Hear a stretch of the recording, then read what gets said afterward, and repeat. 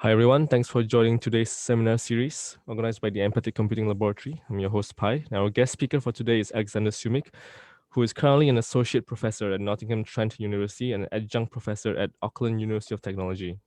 His current research interest includes investigating cognitive and affective traits that influence our behavior. And the title of his talk is Marvin or Terminator, the role of empathy in depression and aggression, which is about the role of empathy in depression and interpersonal aggression and underpinning biological mechanisms. So the talk will be about an hour, and then later on we'll have a brief Q&A sessions for about maximum 30 minutes. Without further ado, over to you, Alex. Great, thanks, Pi. Thanks for the welcome and thanks for the invitation to speak. I'll just hit the share screen again.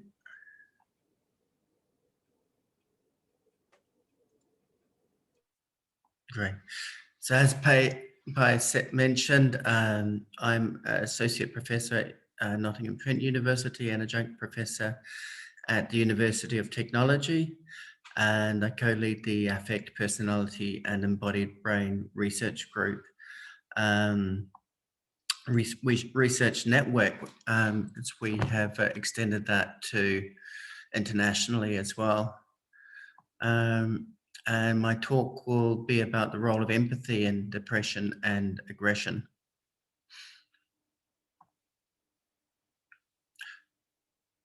And this is really a bit of a patchwork talk, really.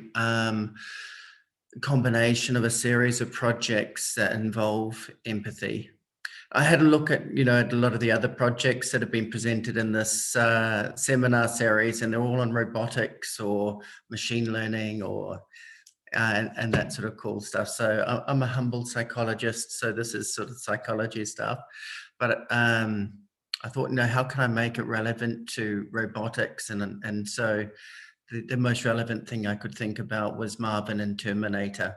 And Marvin, of course, is an oppressive robot from the Hitchhiker's Guide to the Galaxy, and Terminator we all know and know very well. And so first of all, I'll talk about empathy in relation to depression, and getting to the blood and guts of it all. We'll mention the role of the intestines and how they can influence the way we think and the way we feel. And then I'll look at empathy and aggression in relation to dark personality traits, things like psychopathy, Machiavellianism, and narcissism.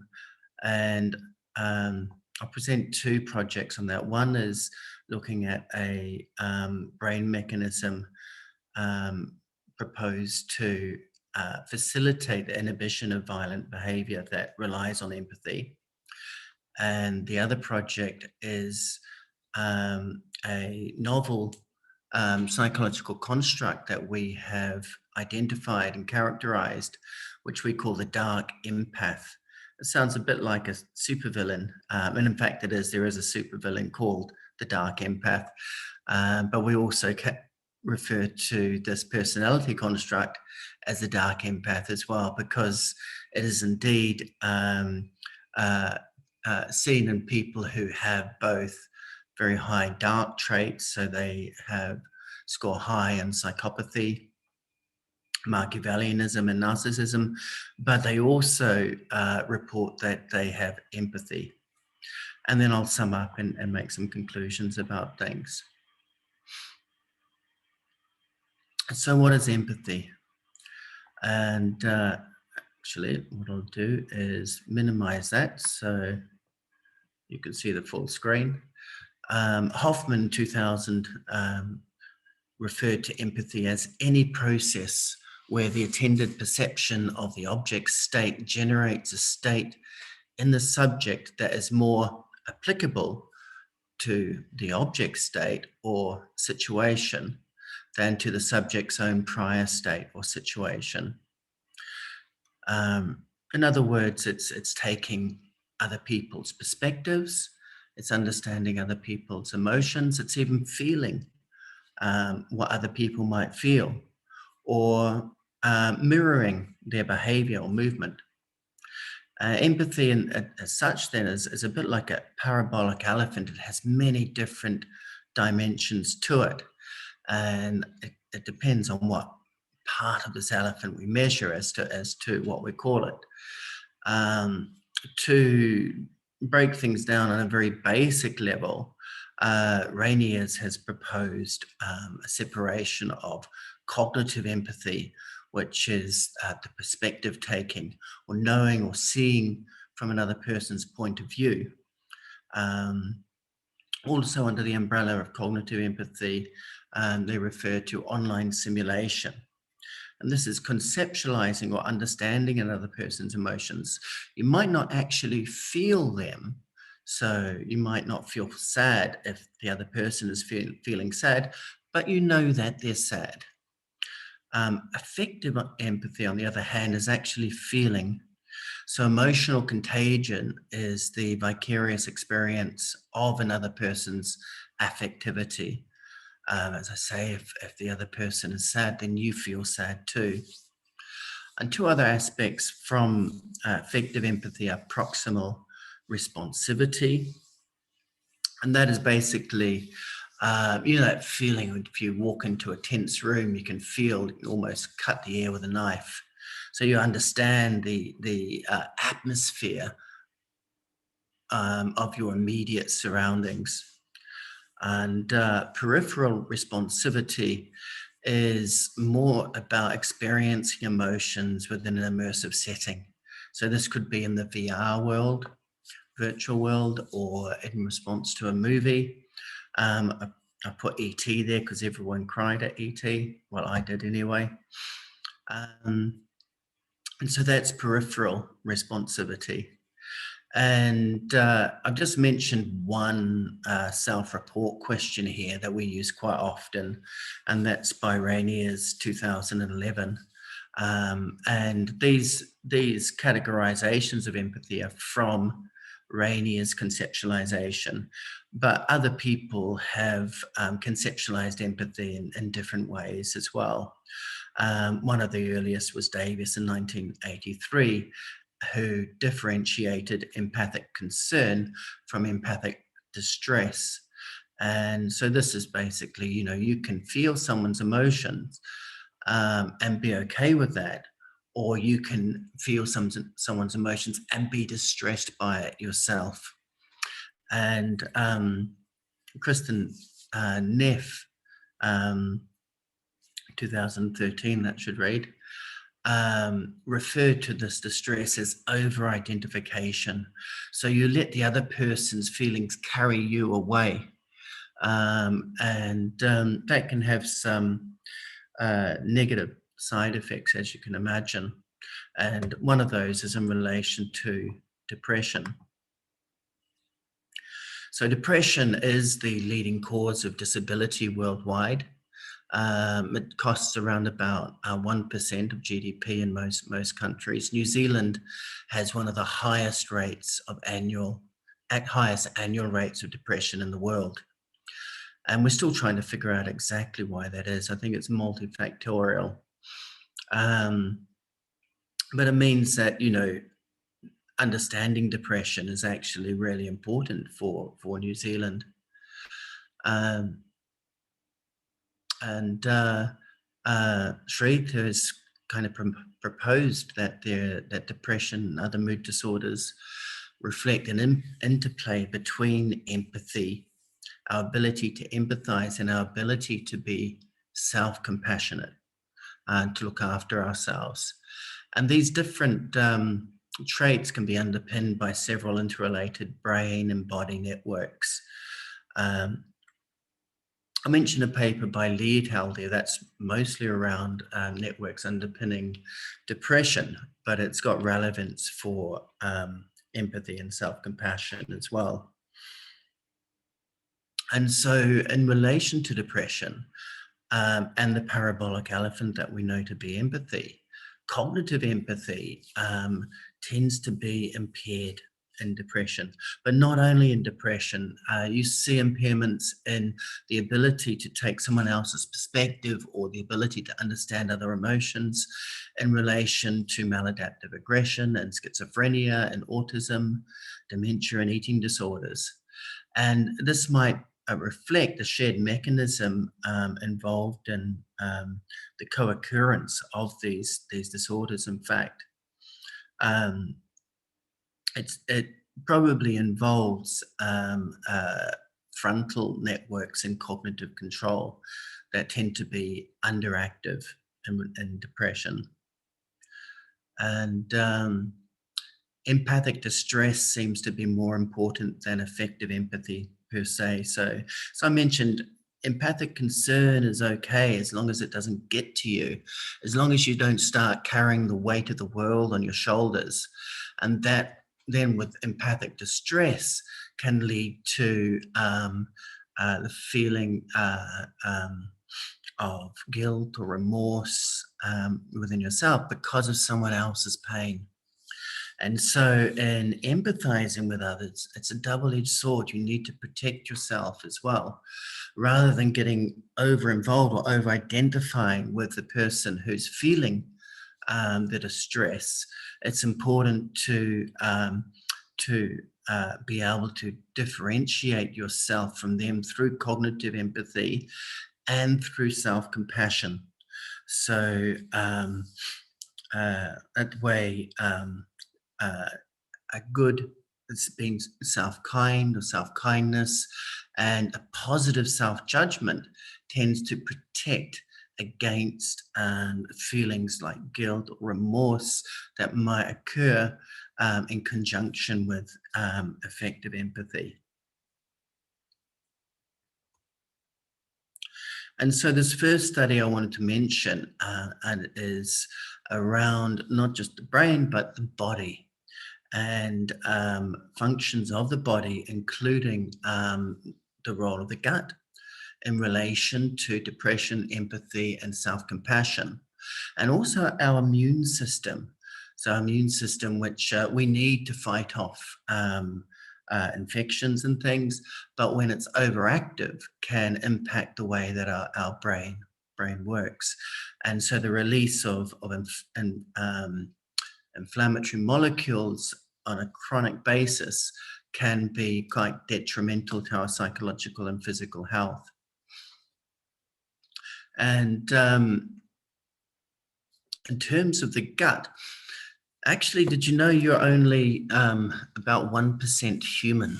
So we come back to robots again, I guess. No, we're talking about bugs. And so the majority of the DNA in our bodies is in fact bug or bacteria. And there's about 4,000 species of bacteria that inhabit our bodies.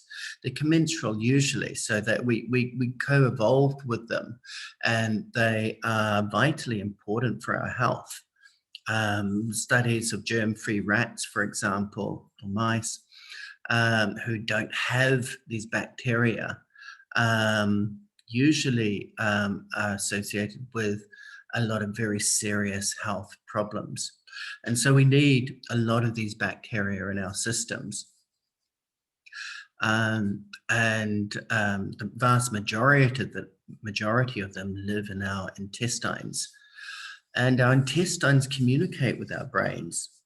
So this is a bidirectional communication, both through the vagal nerve, which directly connects the brain with the intestines, and through the influence of the immune system, the release of inflammatory molecules, and actually through the release of hormones as well.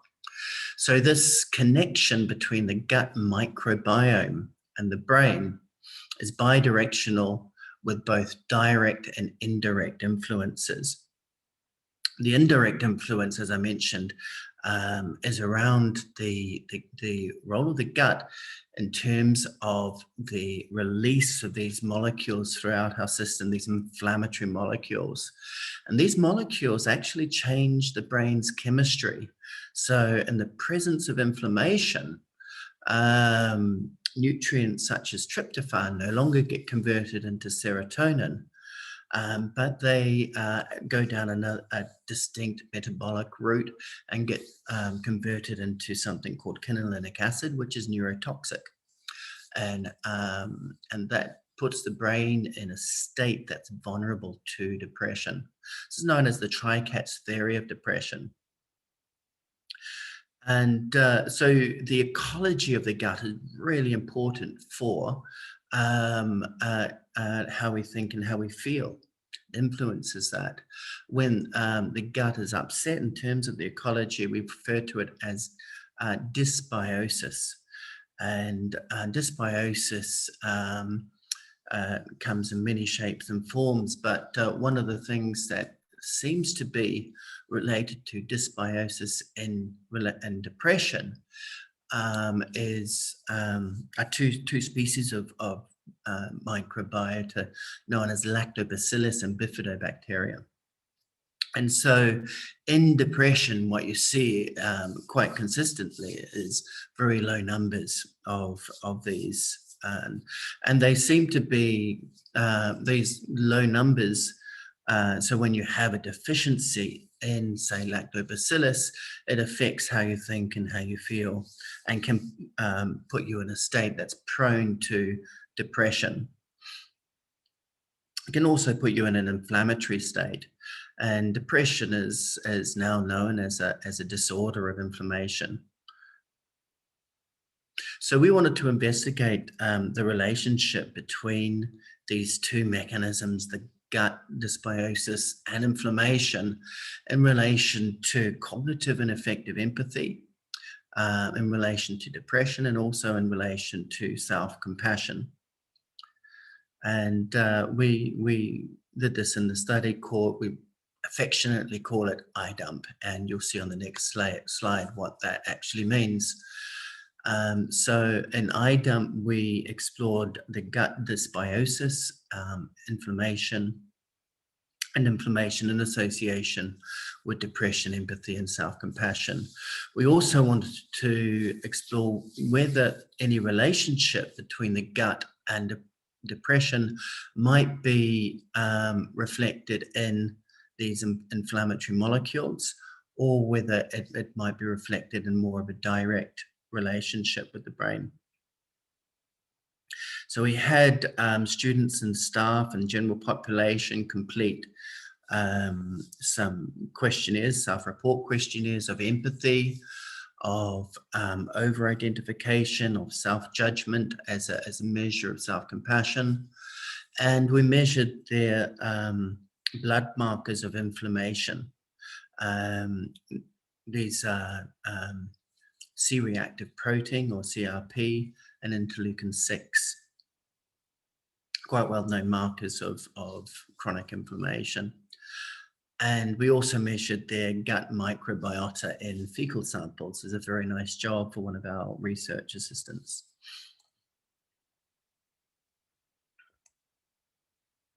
And we used correlation and linear regression methods to look at the relationship between these things. And so just as a couple of headlines, so depression was actually best predicted by poor cognitive empathy, and also harsh self-judgment. So those two together combined to predict cognitive depression. We did see some correlations between over-identification and depression, so that was involved, but that was completely explained or mediated by the self-judgment. And together with, and the lactobacillus wasn't directly related to depression, but it wasn't very strongly related to the way people were judging themselves. So people who had very low levels of lactobacillus were also scoring very high on harsh self-judgment. They were the ones that would kick themselves when they're down. And so the lactobacillus, together with that empathic distress or the over-identification, tended to lead people to feel bad about themselves. And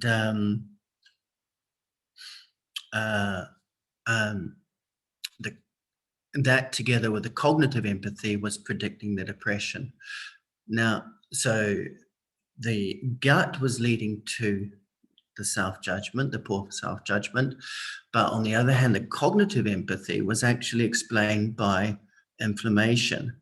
So the higher the levels of these inflammatory molecules in someone's body, the poorer their ability to cognitively empathize, the poorer their ability to see things from someone else's perspective or to understand someone else's emotions. And this also is in line with an inflammatory model of autism.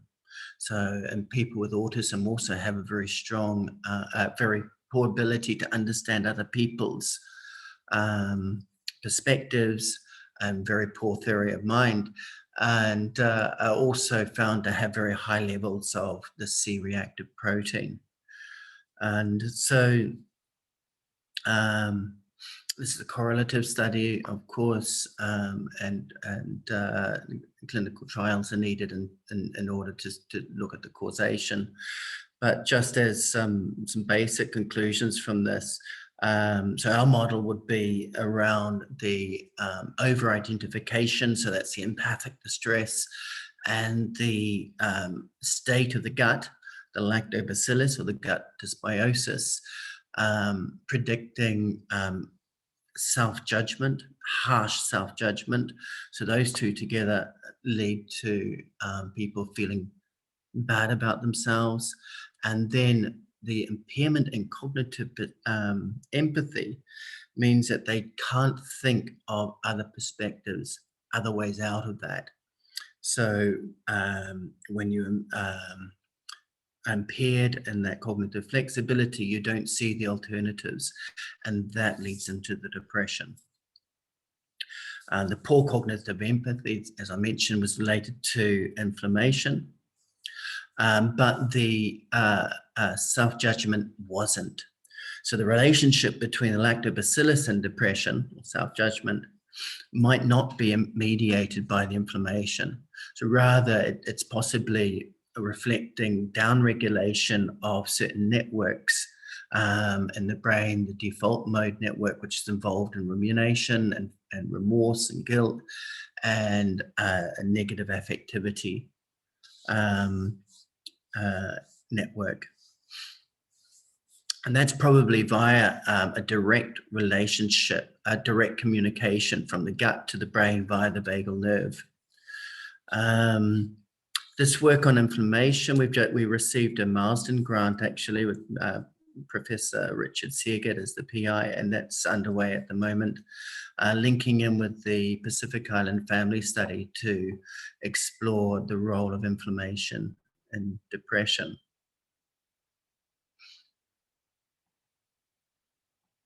Okay, so I'd like to talk now a little bit about the Terminator, so empathy and aggression, and in particular in relation to mechanisms that might help us regulate our behavior.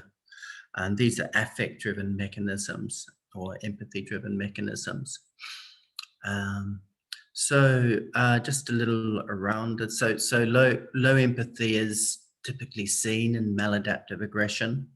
There's well-established literature showing that people who have a greater tendency to be violent or aggressive tend to perform less well on tasks of empathy and would in fact rate themselves as much poorer in empathy as well. And this links in with these dark traits that I mentioned, psychopathy, Machiavellianism, and narcissism. Together, these three personality traits are known as the Dark Triad. And psychopathy, for example, is characterized as sort of impulsive thrill seeker who tends to be uncaring and ruthless, mean. It's also been associated with low anxiety and low stress. So some positives there as well. Machiavellianism is more the manipulative type, so they're deceitful, they're exploitative. They tend to aim to gain power over people for their own good.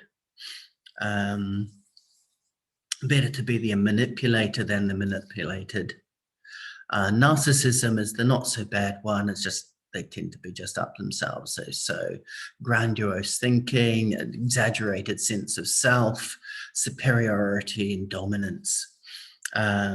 They would think themselves as the natural leader. So these three traits together are known as the Dark Triad, and they're typically associated with low empathy. Now, I say typically because there's a lot of inconsistencies there in the literature. The majority of literature shows that there are, but there's a few odd studies that actually show higher levels of empathy in relation to some of these traits. And on the one hand, that might, in some situations, that might be adaptive. So, for example, in Machiavellianism, you need to know what someone else is thinking or feeling in order for you to actually be able to manipulate them. And so there's some inconsistencies in terms of empathy in relation to these. But traditionally, people will think of them as Dark Triad, low empathy. Now, and in fact, one of the studies that we published, Nadia Haim is the first author there, we propose that empathy is actually at the heart of two of these dark traits, psychopathy and narcissism in particular. Others would suggest that at the heart of these dark traits is a lack of agreeableness. So agreeableness is one of the big five from the 5-factor personality traits. And poor agreeableness is usually associated with antagonism. And it's been proposed that antagonism, low agreeableness, is at the heart of these traits as well.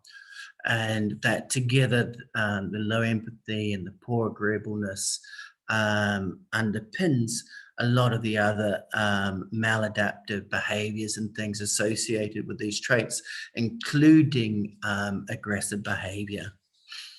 I've just mentioned callous and emotional traits there as well. That was a concept which is thought to be a part of psychopathy, but developed further by Paul Frick and colleagues in terms of questionnaires in order to tap into these traits in younger populations and young offenders and that sort of thing. So that the callous or unemotional traits are thought to be quite a part of psychopathy. And it means, you don't care about other people. You don't feel anything if they are hurt, and you have no qualms about hurting them either. And the reason I mention that particularly is we use that questionnaire in one of the studies. So in relation to these dark traits and aggression, it's not all bad. We're doing some work at the moment. Louise Wallace, who's our PhD student, has just published on this, and that's a successful psychopath. And so if you're not out killing people or physically harming them, perhaps you're doing well at business or in politics. We all can, I think, identify people who might be successful psychopaths leading certain countries, or who were. Just saying. Other authors have proposed that the presence of low empathy or dark traits might in fact protect against other disorders like depression or anxiety. But again, the findings are quite inconsistent here. And others have found that in the presence of these dark traits, there's an increased risk of depression. And that might be through the cognitive depressions. As I mentioned, the cognitive depression, the cognitive empathy. Cognitive empathy was one of the main predictors of depression rather than the affective. And interestingly, we also find that cognitive empathy, more specifically online simulation, mediates the relationship between a dark dyad, that's psychopathy and Machiavellianism, and aggression. And in this case, we measured indirect aggression. So indirect aggression is basically interpersonal. So it's things like malicious humor or guilt induction, or social exclusion. So doing things in order to manipulate someone without actually physically harming them. And so online simulation, cognitive empathy mediated the relationship between this dark dyad of psychopathy and Machiavellianism and indirect aggression. So their cognitive empathy again is at the heart. And so given deficits in cognitive empathy in the dark traits, and that this in fact may mediate the relationship with depression, with aggression. It may be that actually those who are aggressive might be also at risk of suffering from depression. They might go hand in hand with the impairment in this cognitive empathy.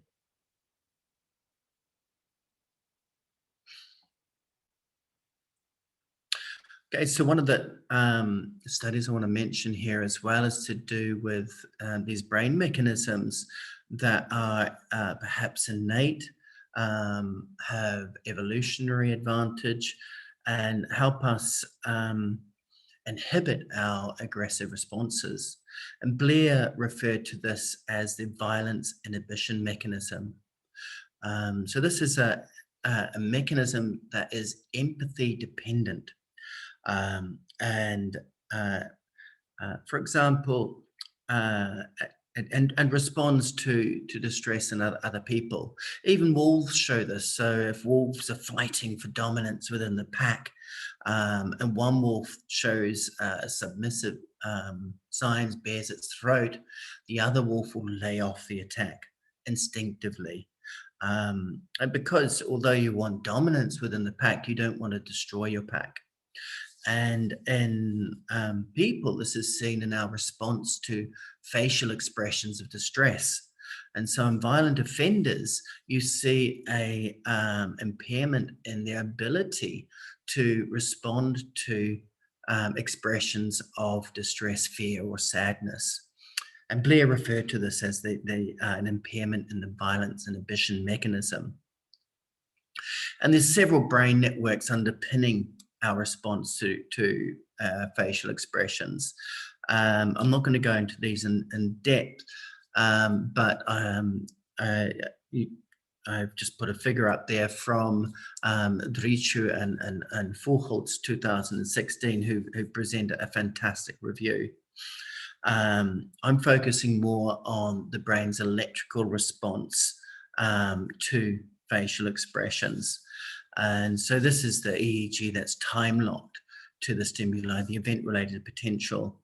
And the event-related potential is seen down there in the bottom right-hand corner, the brain's electrical response. And you can, in the ERP, you can identify the time course of the information as it travels through the brain. And the very early stages of information processing, about 170 milliseconds after a stimulus is presented, if it's a face stimuli, then you get a exaggeration of this response here, this negative deflection known as the N170. And if you have a look at the brain on the left-hand side there, I've written N170 there, between MFG, which is the fusiform gyrus, and the posterior superior temporal sulcus. And so that M170 is produced within this face specialized region known as the fusiform gyrus. And it reflects the encoding of the face's features and very early emotional response. It's increased, for example, if there's a threat, and it's increased in response to angry or fearful faces, which denote threat. If you see an angry face and they're looking at you, that's a threat towards you, a direct threat. If you see a fearful face, then actually that could mean that there's a tiger behind you. You don't know why they're fearful, but there's a reason. They might be fearful of you. So that M170 is a very early encoding stage. The P300 occurs about 300 milliseconds after the presentation of the stimulus and involves a lot of different higher order processes: orientation of attention towards the emotion, the memory updating a working memory, a recognition that you've actually seen that emotion, and the regulation of a behavioral response. And sometimes that takes the form of response inhibition, as in the violence inhibition mechanism, laying off from your attack if you see a facial expression of distress, if you empathize with that facial expression. And so,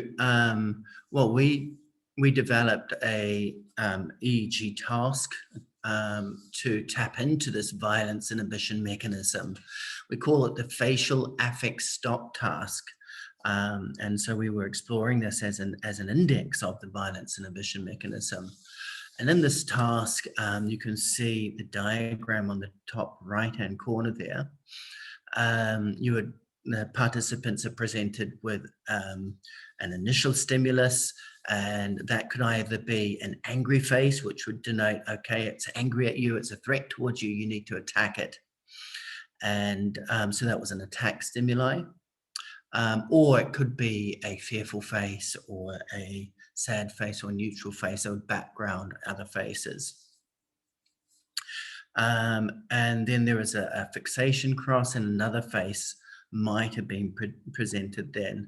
So if that second face was of distress, fear, or sadness, that meant that the person had to lay off their attack, stop the attack, change their behavior. And other faces meant, okay, just continue with the attack. So the way that this attack worked, I mean, we didn't physically attack the computer screen or anything like that, but participants kept their finger on a button A. And if an attack stimuli was shown, they should move it as fast as possible to button B. So if they saw an angry face, they'd move it to button B. Then while they were moving it, a stop cue might have occurred, so a facial expression of fear or sadness. And if that was the case, they had to change their behavior, and instead of moving to button B, they had to move to button C. So they had to use their empathic response to that facial expression to change their behavior. And so we're interested in the brain activity during this task, and the relationship with things like self-reports of aggression and self-reports of callousness or unemotional traits. Actually, we're also interested in the role of diet in this as well. And this follows on from some work that I did in London many years ago with my PhD student there, Rachel Gow. And what we found was that if you look at the blood levels of something known as eicosapentaenoic acid, which is one of the fatty acids that you get from fish, was related to adolescents' ability to empathize. And these were kids with ADHD, attention deficit hyperactivity disorder. And what we found was that if they showed very low levels of this EPA, then their callous or unemotional traits were very high. And so there was an inverse relationship between the amount of EPA in their blood and their inability to empathize. So we wanted to explore this a bit as well, but for that PhD, we didn't have access to blood, and so we used a dietary measure of it. So it was how much they were consuming in their typical diet. So we, in addition to the task, we looked at the physical aggression, their callous, unemotional traits, and their dietary consumption of fish oil. You can see the figures down here. The brain response to the different faces, to stimulus 1, and you've got the N170 occurring here, which varies as a function of the valence of the face. And so you can see for fear and anger, it's showing a much stronger response here. And that's typical, that's what people generally see. And on the right-hand side, we've got our P300 occurring around about 300, 400 milliseconds. And so this is in relation to the stop signal, its ability, reflecting people's ability to change their behavior. And that's at a frontal electrode site, FZ there. And so you can see for fear and sadness, both generating quite a high P300 response and clear P300 response, slightly higher for sadness actually, which was unusual. That might mean that it's more effort required to stop in response to sadness rather than fear. And so again, we used a correlation approach for this study, and we looked at the relationship between the brain measures and the self-report. So you can see at the top here in panel A, you've got the N170 amplitude. In fact, that is significantly associated with the uncaring score. So the lower the N170 response, the greater the uncaring. So that N170 seems to reflect a basic kind of emotional response to the faces. And that was seen actually, I think, irrespective of the valence of the face. So it was seen here, we've got neutral faces. It was seen quite clearly at that relationship, but also to sad and fearful and angry faces. So it didn't matter the valence of the face, the amplitude of that M170 was still related to the uncaringness. And the P300, on the other hand, wasn't related to the empathic response, but it was related to the empathic driven regulation of the behavioral response and aggression. So it's the amplitude or the power behind the P300, the brain's response to being able to control its behavior, was inversely related to aggression. So the stronger the P300 response, the less aggressive that person was. And so we can say there's a negative relationship between the face processing and the uncaring traits, and also a negative relationship between the motor extinction and the aggressive traits. So that's the empathy-driven frontal control over behavior. And actually the dietary consumption of the fish oil was more strongly related to that executive response, that empathy-driven frontal control over behavior. It was very strongly related to that for in response. It didn't matter whether it was a the stop stimuli was a fearful face or a sad face. And so down in the bottom here, you can see the model there. And so that intake of EPA was associated with the brain's response to that distress, or its ability to control its the ability to control behavior based on that empathic response, and that underpinned aggression. But there was actually also a direct relationship between the intake of this fish oil and physical aggression as well. So not only the empathy-driven control over behavior, but something else is going on there as well. Okay, so the final study I want to mention is about our Dark Empath. And so this is an exploration of the existence of darkness in the presence of empathy. And so what we did in this study is we characterized this novel psychological construct and explored the dissociation between the impaired empathy and the dark traits. We asked, whether actually impaired empathy was necessary or sufficient in the presence of dark traits, and whether dark traits can present, in fact, with possibly enhanced capacity to empathize. So maybe there's some people who possess high psychopathy, they enjoy manipulation, but actually they're also very good at knowing what other people are feeling or thinking as well. And so we're interested to compare and contrast this new psychological construct called the Dark Empath to the traditional Dark Triad as well. So those people who had the dark traits but lacked empathy. And we wanted to look at that in terms of aggression and depression. And actually we looked at other traits as well, which I'll mention.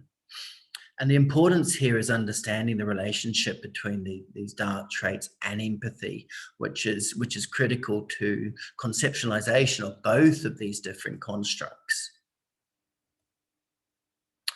And so in this study, we actually combined cohorts from a lot of parallel studies, all of which had employed a measure of the dark traits and Rainier's questionnaire for empathy.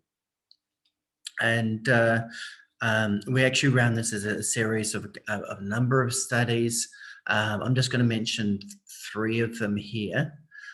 So the first was, in fact, a latent profile analysis to identify those people within our cohorts who had both high dark traits and high empathy, and differentiate them from people who had the high dark traits and low empathy, or your average person, or someone who had high empathy and low dark traits.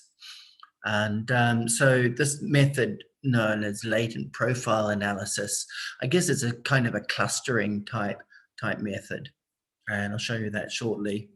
And then what we did is we compared those latent groups on things like personality, so their agreeableness, levels of aggression, and their psychological well-being, so in terms of depression, self-judgment, etc. We also compared them across something known as vulnerable dark traits, but I'm not going to present that here just because of time constraints. So in defining the Dark Empath, we had about just under 1,000 participants in total, and they all completed Rainier's questionnaire, and they all completed a questionnaire for dark traits called actually it should be SD3 there, not D3, by Jones and Powellhouse. And so that's depicted on the right-hand side there. And you can see that the typical dark triad which is scoring quite low in the empathy. So the empathy measures are the PT, perspective taking, online simulation, emotional contagion, proximal and peripheral responsivity, those first 5 there. And the dark traits, these Machiavellianism, narcissism, and psychopathy. And so you can see about 13% of the sample was characterized as a traditional dark triad. So low in empathy, they're scoring the lowest of empathy, but they're also scoring some of the highest in the dark traits here. And in comparison to those, you've got the dark gray solid line there, which is scoring very high. In fact, the highest on the dark traits, just about, but also very highly on empathy as well. The black dotted line, and in fact, that's the dark empath, which represents about 19.3% of the population. So a greater proportion of dark empath than traditional dark triad even. And the dark dotted line there, they're the empaths. So that's about 33% of the population. And so they're scoring very high on empathy, but they're scoring quite low on the dark traits. And in between here, we just have our typicals who are scoring in the middle on everything. And they also represent a good third in a bit of the population. So, so we defined this dark empath. We identified it within the population. Yes, there are people in our midst who would be scoring very high on psychopathy, very high on narcissism and Machiavellianism. They're the manipulators. They don't really care, but they know what we're thinking. They know what we're feeling. And perhaps they even feel it too, but just don't care. And so we compared that group with the dark triad on things like personality. And I'm just going to zoom in here on agreeableness. So we actually measured intellect, extroversion, neuroticism, and conscientiousness as well. I've put those results down there, but I'm not going to dwell on them. They're kind of interesting, but not as interesting as the agreeableness findings. And what we found was, in fact, that there is quite a additive effect of the dark traits and empathy, low empathy on agreeableness. And so the traditional dark triad has the lowest empathy, lowest agreeableness scores at all. So they just don't want to get on with anyone at all. The presence of empathy in the dark empath is increasing that a little bit. So you can see there's a significant increase from the dark triad to the dark empath in their agreeableness. But they're both scoring low. So this is still in line with the fact that low agreeableness is a core for the dark triad, whether that is in the presence or absence of empathy. And then the typicals are the next in line there. So they are, I guess, average in empathy, but quite low in the dark triad. And so they're not as high in agreeableness as the empaths. The empaths are just getting on with everyone there because they have very low dark traits and they're very high in empathy. So it seems that the dark traits and empathy tend to be additive in terms of agreeableness. In relation to aggression, we looked at indirect aggression here. So we've got social exclusion, malicious humor, and guilt induction. And this was kind of interesting because Okay, you can see the traditional dark triad are towering above everyone else in aggression. They are by far the most aggressive group. And the dark empath, however, okay, a little bit bigger, higher than the typicals and the empaths, but only by a fraction there. Significant though, significant. But still way below the dark triad in terms of aggression. The other interesting thing was that the typicals were only marginally greater than the empaths, and only in one trait, malicious humor. And that didn't survive a correction for multiple comparisons. So you can see they're more or less the same here. And so empathy is only affecting aggression really in the context of the dark triad. Outside the context of the dark triad, you're not really seeing a major effect of empathy on aggression.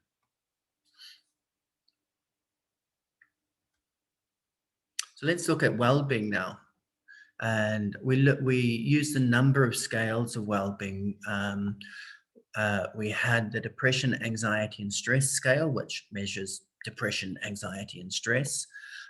Self-compassion scale, which I mentioned, and from that we looked at self-judgment and over-identification. And we also had a scale for an anhedonia, so the lack of pleasure and motivation.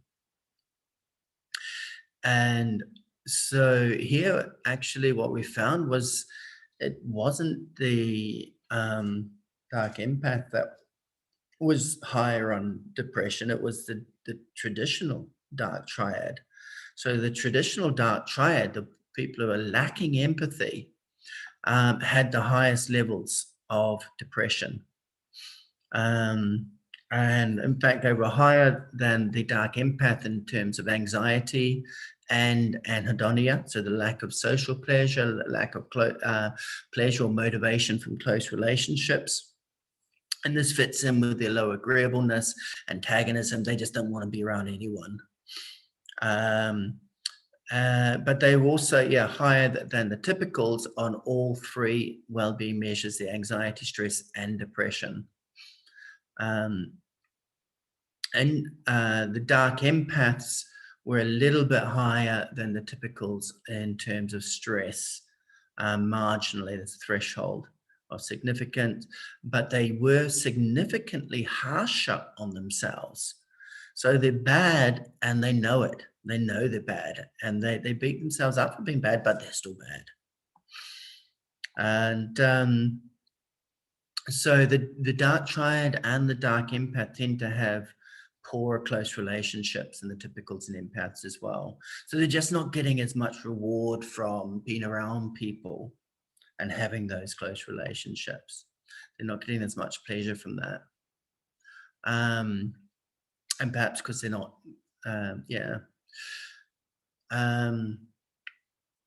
so there's some differences between the empaths and typicals as well. And notably in terms of stress.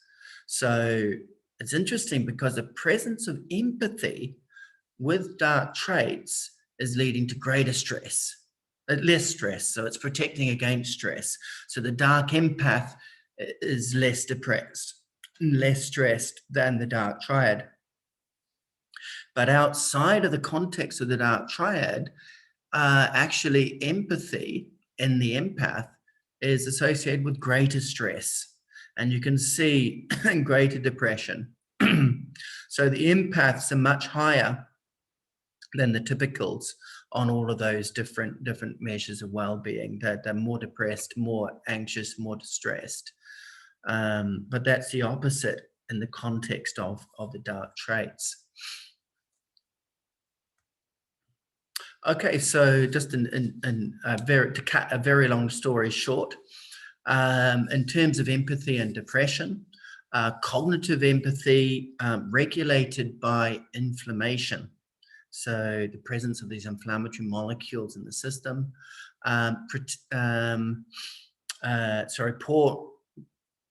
low inflammation, so cognitive empathy associated with low inflammation, protects against depression. Empathic distress, so the over-identification, and low lactobacillus, the gut dysbiosis, contribute to depression via harsh self-judgment. So they were associated with people feeling bad about themselves, and of course that contributed to them with depression. And together with the person's inability to see another alternative, another perspective, that actually leads deeper into the depression. And what we found was that empathy interacts with the presence of the dark traits in relation to depression. So that the dark empath had better well-being than the dark triad, but the empath had poorer well-being than the typicals. Empathy in relation to aggression. So empathy mediates the association between the dark traits and aggression, and specifically cognitive empathy or online simulation. And we also saw that the empathy-driven brain response, so the frontal stop P300 and the fast, reflects that empathy-driven regulation of behavior. It protects against reactive aggression and is associated with diet as well, and specifically fish oil or EPA consumption. And in terms of the dark empath, so poor empathy and dark traits were additive in relation to the low agreeableness. So we saw that step function there from the lowest agreeableness coming from the traditional dark traits and the highest in the empath. And empathy, interestingly, has a very weak association with aggression outside the context of the dark traits. So empathy just seems to be protecting against depression if someone has that dark personality type style. Okay, so thanks to these guys, my co-workers and co-authors and collaborators, particularly Nadia Haim, who co-wrote most of these papers with me, Frenza Kowalski, Alison Blanchard, Claire Bluxham, Kirsty Hunter, Jennifer Firth, Louise Wallace, and Bryony Hiesman, all at Nottingham Trent University, and at other universities, at University of Derby, UCL, University of Reading, and University of Nottingham. We have Dean Fido, Alexander Harper, Glenn Gibson, and Vince Egan. And thanks also for the wider team of the Affect, Personality, and Embodied Brain Research Network.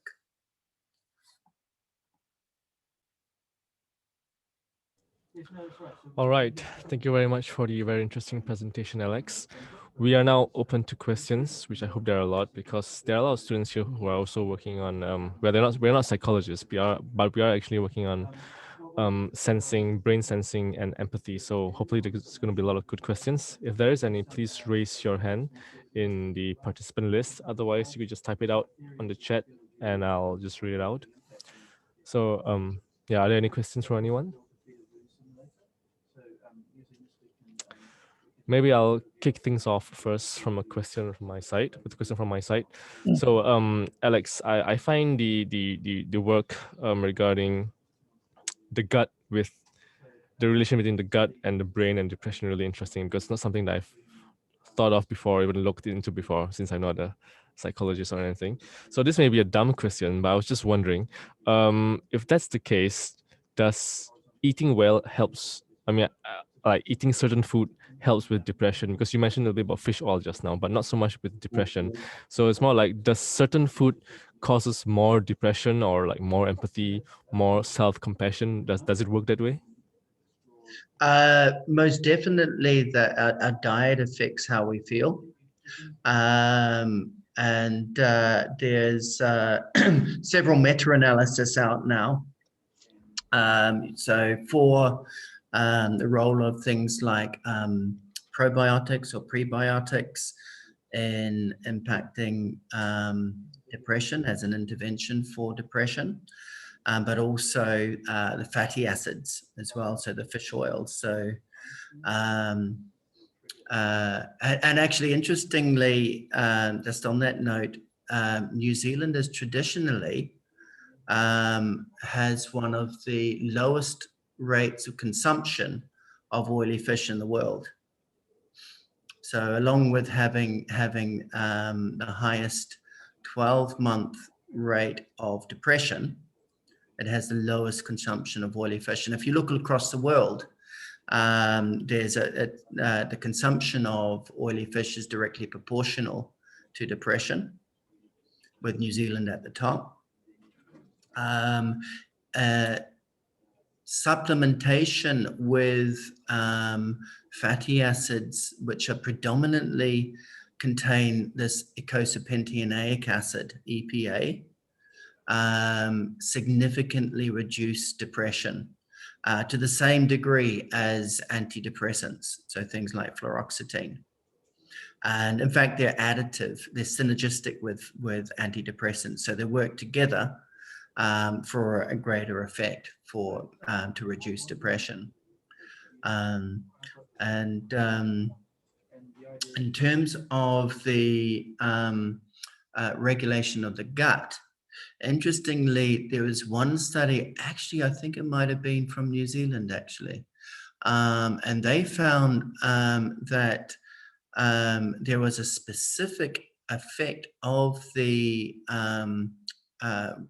increasing the lactobacillus and the bifidobacteria on the rumination aspects of depression. So the sense of guilt or shame or remorse. And that fits very closely with our findings as well, which was showing that the lactobacillus was most strongly related to the self-judgment. So people who had the lower levels of lactobacillus had the worst or harshest self-judgment.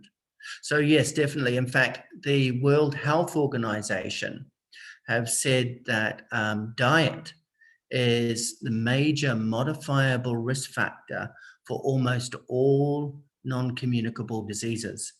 So this includes psychological diseases like depression, schizophrenia, autism, dementia, but also a lot of physical diseases, non-communicable diseases. So cancer, arthritis, diabetes, etc. So, we are what we eat, right? Good question. Excellent question. Thanks, Alex. So we have a question from Aladdin, two questions actually, regarding narcissism. So I'll ask the first one first, which is, well, he's asking for a friend. So why does it seem that narcissistic people seem to be more attractive for girls? Well, there's different things in terms of attraction, right? There's confidence. And narcissists are, they're completely confident in themselves. They think they are superior to everyone else. But interestingly, we're in the process of publishing some data on this as well. And what we did there is we used some faces from this face database called Facesaurus. And Facesaurus is, what they've done is they have asked a number of people to complete personality questionnaires, including, say, narcissism, etc. And those people who scored high on those dark traits, they morphed their faces together digitally. And so they have a face that represents the bone structure of someone with high psychopathy, high narcissism, and high Machiavellianism. And then you've got the identical person, but morphed with people low in those traits. Yeah. So you have your classic high psychopath face, and if you saw them, you would think they were the same person, except there's a subtle differences in the shape of the face. And so what we did is we asked people to rate these faces on attractiveness and mate appeal, whether they would short-term date the individual or whether they'd long-term date them. And what we found was actually the non-psychopathic face, the male non-psychopathic face was rated as more highly attractive by females than the psychopathic face. So the face in itself, if you look at the face, women are choosing the non-psychopath, the non-narcissist. But you have to be careful, because we also found that those women the participants who rated themselves highly in psychopathy, they would want a short-term date the non-psychopathic male. But when it came to long-term dating, they wanted the psychopathic male because he looked more dominant. So there's different things in there. There's the dominance, there's the actual beauty of the face. So for all you non-psychopaths out there, you can rest assured that you probably look better than the psychopathic male. And the second question from Aladdin is, do narcissistic people know that they are actually being narcissistic? Are they self-aware? It's a good question. Sometimes, actually, yeah. I heard an anecdote the other day. A friend of mine was saying, "Oh yes, I was talking to this guy, and he said he was Machiavellianism, but he got over it. He said he's cured of it now." These traits are very difficult to change. They're very robust traits. And some people take pride in their narcissism, actually, as well. You look at Trump. Okay, Trump is, he's the archetypical narcissist right now, and he knows he's narcissistic, and he takes pride in being narcissistic. So the question there is, do they know it's not okay? So yeah, insight of the narcissist. And actually, that's a really good question. I don't know if anyone's actually measured it directly, but we know that other types of delusion, and in other types of delusion, people tend to lack insight. They're being deluded. And so if we think of narcissism as a type of delusion, then perhaps they would. That's a really good question. I think I'm going to do some more research on that. I would say they do. And I think Trump does. And I know people who are narcissists who do, but I don't know what the actual research is, what the evidence is around that. That's a great question, Aladdin. Thanks. Thanks, Alex. We have a question by Reza, I believe. Yes. Hi, Alex. Thank you for the talk. It was really interesting. Actually, my question was about depression and biomarkers that you found related to the depression. You use chemical biomarkers on the gut and related to the depression. So my question is this: can we understand depression or measure the depression via gastric signals instead of biochemical markers? So that's a great question as well. One of the ambitious ideas we had for this was to maybe start to use machine learning because if you think you have about 4,000 different species of bacteria, right? And we know about the tip of the iceberg on those, and we know that there's quite a lot of interactions between them. So one of our plans is to start measuring these. It would be great to measure them in large samples, and to use machine learning methods to develop a risk index.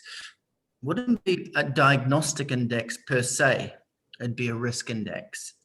And depression itself is a parabolic elephant. So some forms of depression, probably about a third of all depression is due to, say, chronic inflammation. And in measuring that inflammatory response, you not only need to measure the inflammation, but you need to measure various chemicals on the pathway to serotonin and on the pathway to this quinolinic acid that I mentioned. And so one of those is tryptophan. Another is something called kynurenine. And so what people are doing is starting to generate equations or identify risk markers based on using machine learning methods and that sort of thing. And integrating that with brain function as well would give you a close, would get, you know, you'd be able to get pretty close to it. But the diagnosis per se, that comes down to the psychiatrist saying, you know, are you depressed, etc. But what I see in the future is definitely these measures being not only used to diagnose depression, but the big movement now is using them to guide treatment for depression. And that's the real important question. So, you know, we have various options in treating depression with pharmaceuticals, with nutraceuticals, with mindaceuticals, etc. For a doctor deciding which pharmaceutical to use, usually it's trial and error. They'll take a guess at which one they usually use. They'll try that for 2 weeks. If that doesn't work, they'll take them off it, try another one. But nowadays, what we're trying to do is identify these predictors of response. Using the gut, using the inflammatory markers and other things. Zore's paper was quite nice on this. So what we did with Zore's paper is we used the EEG and we used the spike in neural networks to predict the response to mindfulness intervention. So the baseline EEG, we were able to use that to say whether an individual is going to improve following mindfulness or not. And so starting to use these kind of methods for other things as well, say nutraceuticals or pharmaceuticals, that's a great way forward. Oh, thank you. And another question that I have regarding the same, the previous one is, right now I'm actually working on modeling the emotions through EEG. And I was wondering, is there any measurable and kind of bold relationship between EEG and gastric signals to understand emotion? For example, instead of measuring happiness through the EEG, can we measure happiness through gastric signals or not? Like with the microbiota. Yes.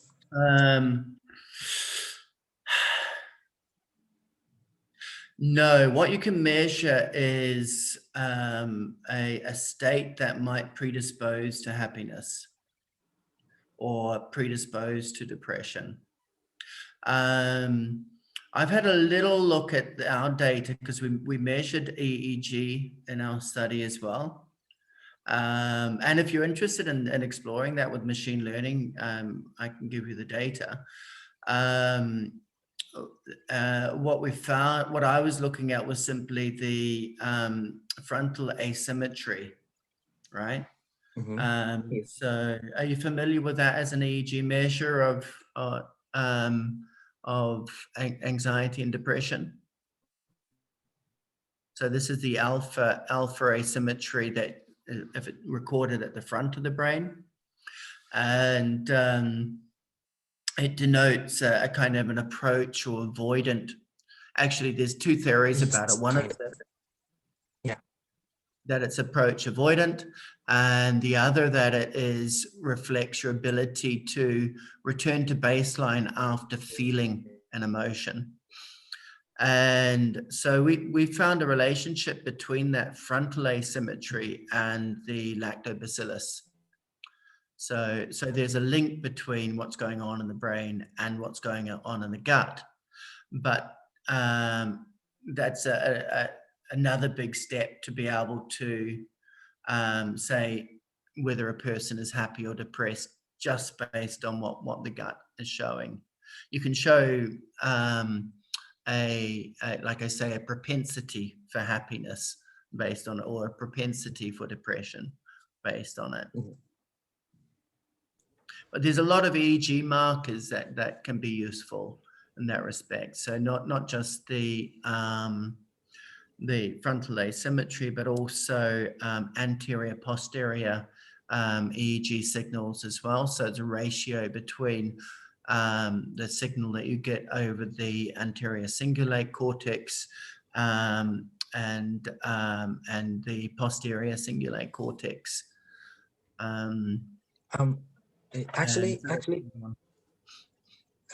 since there are a lot of factors to measure these emotions through the EEG, and that's why we are trying to design a model that we just give the raw EEG data, and finally that model decide that EEG related to the what kind of emotional state. So that's why I was wondering that how many signals and we can use and employ for helping that model to understand that emotion. So one of the sources could be, for example, gastric signals, because it comes from the stomach and it could be less noisy than EEG. So that's why I was wondering if it can be helpful for the model or not. Yeah. That would be really interesting to explore, to be honest. But as well, I guess you're thinking about so you're looking at a state or a trait of emotion as well. If you're looking at inducing emotion, or if you're looking at people's general emotions, so how they've been over the last month or something. Normally general emotions. It's not about mood. For example, emotion right now, I'm starting to kind of trigger them through the video or something, and understand the emotion in the time. Yeah. Well, I think that would be really interesting to integrate what's going on in the gut with what's going on in the brain with that. And this was our idea, but then lockdown happened, and we didn't collect enough data. So integrating, the microbiota and the blood. You can also get a lot of information from hair and fingernails. So in hair, for example, so cortisol, which is our stress hormone, tends to build up in our hair. So if you take individuals' strands, a bunch of their hair from the back of their head, and you look at the first few millimeters of that nearest the scalp, then that is a very close indicator of how stressed they've been over the last few months. Oh, that's interesting. And you could do the same with fingernails as well. So the amount of cortisol in people's fingernails is a strong indicator of stress. But yeah, I think in terms of predicting, say, trait depression or trait happiness, I think you would be able to get probably close to 80% and 90% accuracy with that. If you looked at those measures together. Great. Thank you. You're welcome. And what's this question from Mama? Have you ever attempted comparing the data regarding food and mental states with more traditional taxonomies seen, for example, Indian food classification that lays food types out with the mental states it is supposed to induce? And for example, certain foods are associated with an aggressive personality trait. I assume a lot of traditional medicine has been using these ideas regarding food and mental states for several hundred years. Yes. And one of the big ones here in terms of traditional Indian foods is turmeric or curcumin, and which has been used ceremoniously for a long time. And we now know what the mechanisms are of curcumin. So curcumin is actually an incredibly powerful anti-inflammatory. And so in terms of what I was saying about, for example, depression as an inflammatory disorder, curcumin is also a very powerful antidepressant. And in fact, and some studies have shown that it's even stronger than pharmaceutical antidepressants like fluoxetine.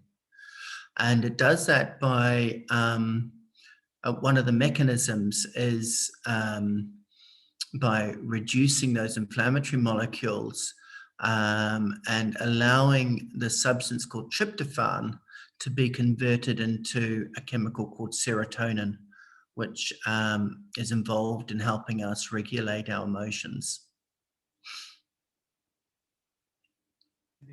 And so things like Ayurveda and spices and things, yeah. I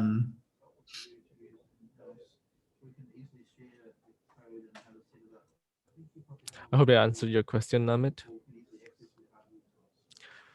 So yeah, I think this should be the end of our seminar series actually. So if there's any other further questions, feel free to contact Alex directly. And Alex, thank you so much for sharing your work with us today, as well as all the participants for this talk. Thank you for joining, especially given the time that it's either early or late. So thank you so much. Yeah. So this is actually going to be our last seminar for this year. So do stay tuned for links sometime next year for future seminars. So thanks again to everyone, and good night, Alex. Thanks, guys. Yeah, and if anyone wants to join us in our affect, personality, and embodied brain groups, just drop me a line, and you'll be most welcome to join us in that. Thank you very much for listening, and excellent questions as well. And as usual, great to see you guys. Cool. All right. Thanks, Alex. Bye. Bye, everyone.